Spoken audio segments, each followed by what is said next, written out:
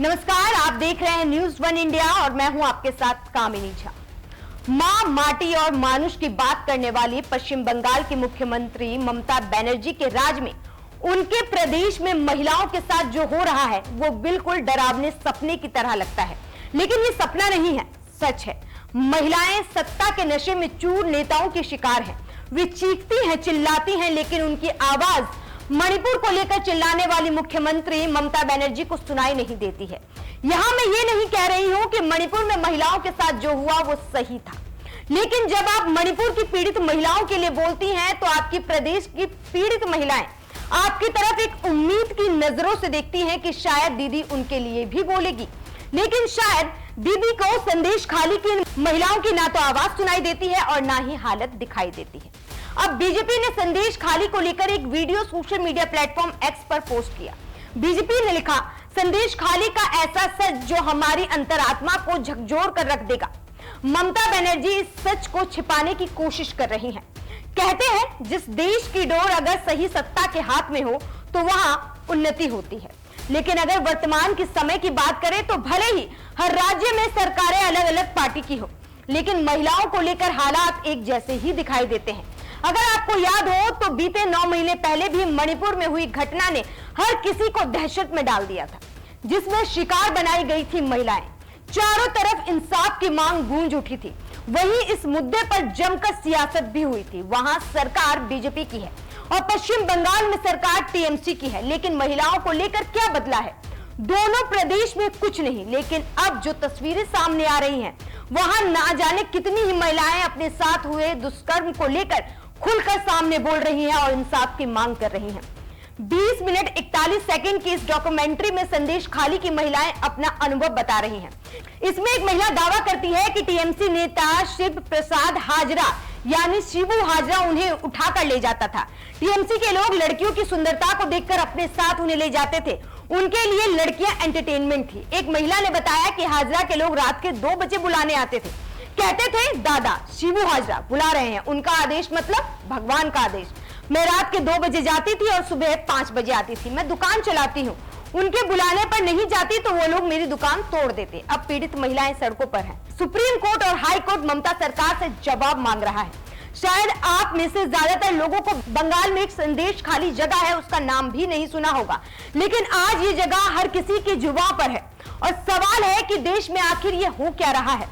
ये बंगाल की दहलीज पर आखिर क्या हो रहा है महिलाओं के साथ। लेकिन अब आप विचार कर रहे होंगे कि मैं मणिपुर और बंगाल की घटनाओं को जोड़कर क्यों दिखा रही हूं, क्यों इस चर्चा को कर रही हूं। तो बताते चले कि दोनों घटनाएं भले अलग हैं, जगह अलग है, लेकिन हो किसके साथ रहा है? महिलाओं के साथ। महिलाओं के साथ हर जगह दुष्कर्म हो रहा है। बार बार महिलाएं अपनी इंसाफ के लिए सड़कों पर आ रही हैं, लेकिन इंसाफ कब मिलेगा? अब बंगाल के संदेश खाली से जो ये घटना निकल कर आई है, वहां की मुखिया खुद एक मुख्यमंत्री हैं। वही अब महिलाओं पर कुकर्म को लेकर जो वो लोग इंसाफ की मांग कर रहे हैं, उस पर ही सवाल खड़े कर रही हैं और नेताओं को लेकर वो अजीब बातें कर रही हैं। उनका कहना है कि महिलाएं जो हैं वो झूठ बोल रही हैं और उन्होंने सीधा सवाल ही उठा दिया और कहा कि ये सब आरएसएस की साजिश है और महिलाएं पूरी तरीके से झूठ बोल रही है। शाहजहां शेख की अगर बात करें तो जिसके ऊपर आरोप लगा है वो इस वक्त फरार चल रहा है, जिसके चलते आज संदेश खाली की महिलाएं चीख चीख कर कह रही हैं कि मेरे साथ शाहजहां शेख ने कुकर्म किया है। हमें मनोरंजन के लिए रात रात भर टीएमसी दफ्तर में बुलाया जाता था, हमारी जमीनों को हड़पा गया है। अब पूरा मामला क्या है एक बार ये आप समझ लीजिए। दरअसल संदेश खाली की कुछ महिलाओं ने तृणमूल कांग्रेस के लोकल नेता शाहजहां और उसके समर्थकों पर यौन उत्पीड़न और जमीन हड़पने का आरोप लगाया, जिसके बाद से यह मामला देश भर में सामने आया। तृणमूल कांग्रेस के नेताओं पर बेहद गंभीर आरोप लगे, जिसमें कहा जा रहा है कि घर घर जाकर ये लोग सुंदर लड़कियों और महिलाओं को खोज कर लाते थे, फिर उन्हें उठाकर पार्टी कार्यालय ले जाते थे। इसके बाद उनके साथ यौन उत्पीड़न किया जाता था। आरोप लगाने वालों का कहना है कि इस इलाके में शेख शाहजहां का इतना खौफ था कि कोई आवाज नहीं उठाता था। फिलहाल इस मामले में शेख शाहजहां तो फरार है, लेकिन पुलिस ने टीएमसी नेता शिव प्रसाद हाजरी समेत 18 लोगों को गिरफ्तार किया है।